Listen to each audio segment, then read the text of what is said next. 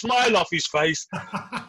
Who are you, part 2, 3, 4, and 5? I think, because I think after this one, I don't think we'll have him on until 2025. RedNose John, how are you, buddy? I'm feeling champion. I bet you are. I bet you are. Hey, listen. It's been a pretty celebratory sort of last few days. But it's actually a strange one, Kev, because I was thinking about that. How does it feel? I mean, it's clearly unbelievable, you know, for us. And as you said, I was there all the way through the glory days of the late 70s, early 80s, and through to all the way through the 80s to 90. And when we won the last one in 90. And it's been said by everyone who's been involved with Liverpool, no one would have believed that was the last title that we would win for 30 years. Just no one would believe it at all. John, can I add to that? Yeah. You talk about people around Liverpool. I don't think any fan in general would have actually thought, if they'd have said to a fan in 1990, 91 that Liverpool won't win a title for 20, 30, 29 years, they'd have looked at you like you got 3 heads, mate. Absolutely, and it's funny actually. There's a guy in the Liverpool Echo, I think it was. I was reading the other day, and the start of his article was celebration time for Liverpool. No reason why we won't be back here doing exactly the same thing next year. And then afterwards, he put, "That wasn't my byline yesterday. That was my byline after I won the title in 1990.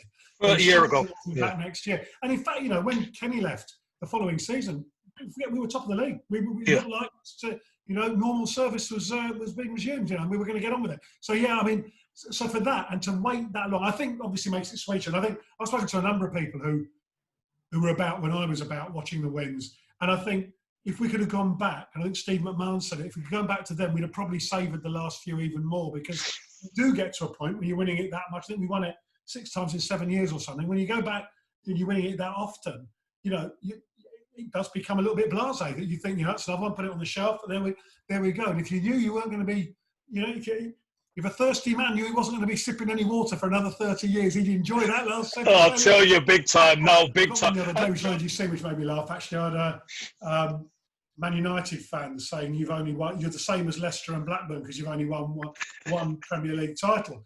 But actually, the name's changed so many times. Apparently, they've never won it. If you're going to go back to just name changes, it changed in 2016. They've never won it. They've never been in the title race. But listen, I think what's interesting, go back to your point about how do I feel. I've got to be really honest with you. Klopp said something. He said that when the final whistle went, City-Chelsea game, he said he felt very empty and he felt very flat. And he said, I wonder if that's because the emotion was so big. And I absolutely got that. On Thursday night, I actually felt a bit flat. And I think it's a combination of things. I think one, we kind of, although we've not allowed ourselves to say it out loud, we've known it's been coming since possibly January, February. Yeah. It looked almost impossible that it wouldn't happen. So we've known it's coming. But I think it was almost so big, it's difficult to take. You know, sometimes in that big moment, there's a feeling of emptiness, flatness, because it's almost, you can't really... You can't fathom it, can you? You can't fathom it. Yeah, no. Yeah. It's that Thursday, sitting in a quiet moment, having a drink before the craziness started, just really thinking back over the years and, you know, how long it had been, and feeling a bit like, well, that's it then, is it? Sort of thing. You know, what comes now? I've got to say, you made up for it, I bet. Changed a bit over the weekend. Yeah, I'm sure you're making up for it. But there was a lull before the storm. There was a real lull. And, you know, I speak to you a lot about my dad was around when... I'm sure you wish he was here for this, definitely. Yeah, that was one of my first thoughts when we won it. You know, he was with me. We celebrated together in 90. I'd have been early 20s. He'd have been probably my age now. And he was there. And I thought that back. And there's a video actually going around amongst Liverpool at the moment where showing the generations of, you know, the dad walking with his little boy in 30 years ago, and now that little boy is the dad walking with his son. And that brought it back to, you know, and United were the big three, really. Yeah. Well, then, you know, we had the Rafa miss, we had the Brendan miss, and before that, Houllier coming second, and then we thought it was he then went out and bought. Hey, don't forget Roy.